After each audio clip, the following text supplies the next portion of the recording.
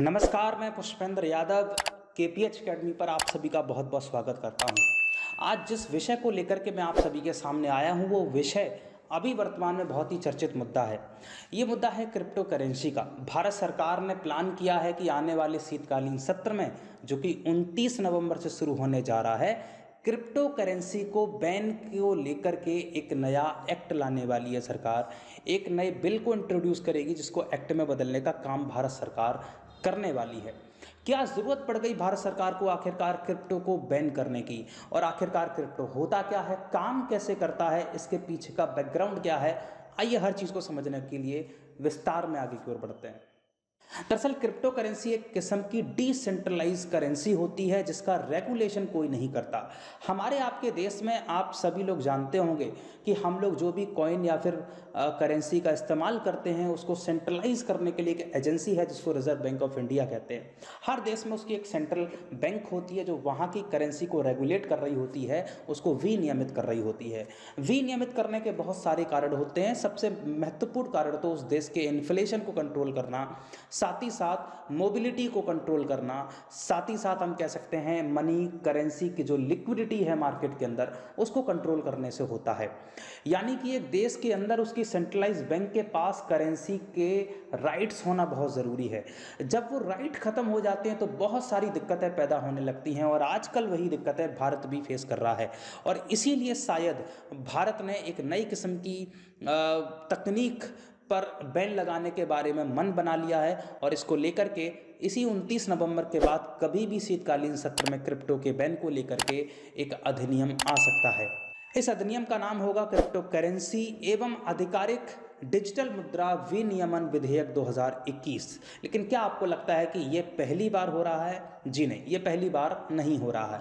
दरअसल इससे पहले 2018 में रिजर्व बैंक ने अपनी ही वित्तीय संस्थानों को, खास करके एनबीएफसी को और बैंकों को ये आदेश दिया था कि आप क्रिप्टो संबंधी व्यापार में अपनी गतिविधियों को बंद कर दें, यानी कि वहाँ पर बैन लगाने की बात रिजर्व बैंक ने कही थी। तो बहुत सारे जो संस्थान हैं वो मिलकर के सुप्रीम कोर्ट चले गए। सुप्रीम कोर्ट में जब इस पर बहस हुई तो सुप्रीम कोर्ट ने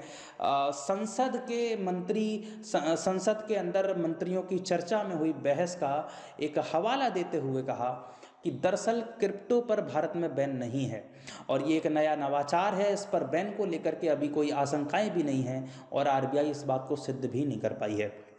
इसलिए इस पर अभी रोक लगाना उचित नहीं होगा। और 2020 में सुप्रीम कोर्ट ने क्रिप्टो पर बैन को हटा लिया, और जैसे ही बैन हटाया वैसे तो झड़ी लग गई। नए नए ऐप डीसीएक्स कॉइन जैसे आपने मार्केट में देखे ही होंगे, और इसके बाद ढेर सारे विज्ञापन जिसके ज़रिए आप आइए और बिटकॉइन में ट्रेड कीजिए। विश्व के अंदर बहुत सारी क्रिप्टो करेंसीज आ चुकी हैं जिसमें इथीरियम है, लिब्रा है, बिटकॉइन है, डॉगे कॉइन है। अलग अलग लोग इनका प्रबंधन करते हैं। सही बात तो यह है कि बिटकॉइन में ट्रेड करना बहुत ही खतरे भरा सौदा होता है, क्योंकि वहाँ पर एक तो सेंट्रलाइजेशन नहीं है, कोई विनियमन नहीं है, तो वहीं पर ये बिल्कुल भी स्थायी नहीं है। कब क्या हो जाए किसी को पता नहीं है। जब से भारत सरकार ने इस पर बैन लगाने की बात कही है तब से 3 से 4 दिनों के अंदर क्रिप्टो में 30% तक की गिरावट देखी गई है, जो कि इस मार्केट में अभी तक की सबसे बड़ी गिरावट मानी जा रही है। और न सिर्फ भारत बल्कि भारत के बाहर के जो कंज्यूमर्स हैं उनको भी ढेर सारा नुकसान हो रहा है। अब चलिए इस बात को समझते हैं कि आखिरकार क्रिप्टो किस तकनीक पर आधारित एक करेंसी है। दरअसल इसमें हम लोग जिस तकनीक का प्रयोग करते हैं उस तकनीक को ब्लॉकचेन तकनीक कहा जाता है।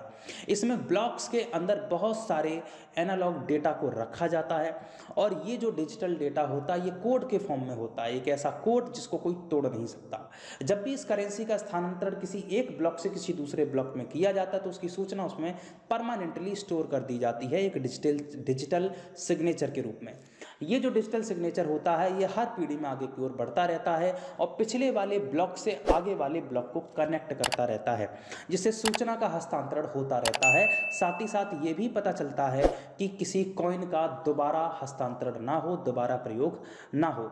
ये कह सकते हैं एक ऐसी तकनीक है जिसके जरिए कोई भी सेंधमारी करने वाले लोग या हैकर इसमें प्रवेश नहीं कर सकते हैं।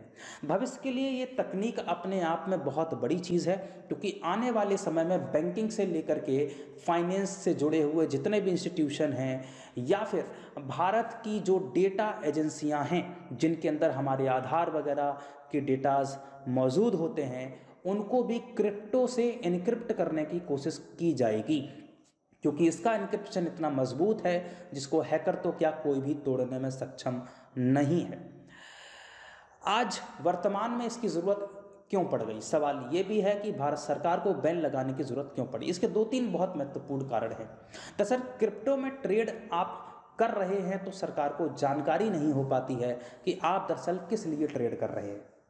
तो अगर कोई व्यक्ति आतंकवाद को बढ़ावा देने के लिए पैसे का ट्रांसफ़र करता है, क्रिप्टो को खरीदता या बेचता है, तो भारत सरकार की नज़र में वो चीज़ कभी आ नहीं पाएगी और इससे आंतरिक आतंकवाद बढ़ने की संभावना ज़्यादा रहती है। दूसरा सबसे बड़ा कारण ये हो सकता है कि इसका सबसे बड़ा दुष्परिणाम ये भी है कि जब हमारी रिजर्व बैंक देश के लिए किसी भी किस्म की मौद्रिक नीति को लागू करती है तो उसमें हमारा पैसे की जो लिक्विडिटी बढ़ रही है, तरलता घट रही है या बढ़ रही है, जिससे महंगाई को कंट्रोल करना है या फिर अगर कम हो रही है महंगाई तो उसको बढ़ाना है, तो ऐसी परिस्थिति में हमें समझ में नहीं आता है, क्योंकि क्रिप्टो में लोग पैसा लगा रखे होते हैं कि मार्केट में करेंसी कितनी है और कितनी नहीं है। तो ये भी एक बहुत बड़ी समस्या यहाँ पर देखने को मिल जाती है। तीसरी सबसे बड़ी समस्या ये है कि कंप्यूटर में चूंकि हर ब्लॉकचेन का डेटा स्टोर होता है जिनको नोट्स के रूप में रखा जाता है, वो बहुत ज़्यादा ऊर्जा की खपत करते हैं, जिसकी वजह से कार्बन फुटप्रिंट का खतरा भी कुछ साल पहले एक एजेंसी ने जाहिर किया था। इस तरीके से देखा जाए तो ये ब्लॉकचेन तकनीक कुछ हद तक हमारे लिए फ़ायदेमंद तब तक नहीं है जब तक कि इस पर रेगुलेशन नहीं लगाया जाता है। लेकिन रेगुलेशन नहीं लगा रहे हैं तो उसके फ़ायदे क्या हैं? फ़ायदे इसके ये हैं कि ये बहुत त्वरित है, एक व्यक्ति से दूसरे व्यक्ति तक पैसा पहुंचा, तुरंत का तुरंत पहुंचा, बीच में किसी भी तरीके का कोई वेरिफिकेशन नहीं है। जैसे आप अपना पेमेंट करते हो, अगर आरटीजीएस करते हो तो तुरंत कभी भी नहीं जाता है, 3 से 4 घंटे और ज़्यादा समय ले सकता है, क्योंकि बीच में रिजर्व बैंक उसको ऑथेंटिकेट करता है, उसका विनियमन करना है। लेकिन यहाँ पर क्रिप्टो के केस में ऐसा कुछ नहीं होता है, एक हिस्से से दूसरे हिस्से में मनी जाएगी लेकिन उसके रेगुलेशन के लिए कोई भी मौजूद नहीं होगा। इसका मतलब ये है कि ये बहुत ही फास्ट होगा, तेज होगा और त्वरित होगा। साथ ही साथ ये बिल्कुल सेफ है, इसमें किसी भी किस्म की सेंधमारी जैसी कोई संभावना नहीं होती है, क्योंकि ये ब्लॉकचेन तकनीक पर आधारित है। तो इन्हीं सब संभावनाओं को देखते हुए आगे की ओर देखना होगा कि आखिरकार भारत सरकार इस रेगुलेशन के अंदर जो बाकी अन्य करेंसी को ख़त्म करना चाहती है और भारत में रिजर्व बैंक अपनी खुद की करेंसी लाना चाहती है, वो किस हद तक कामयाब होती है, उसकी तकनीक कितनी ज़बरदस्त रहती है।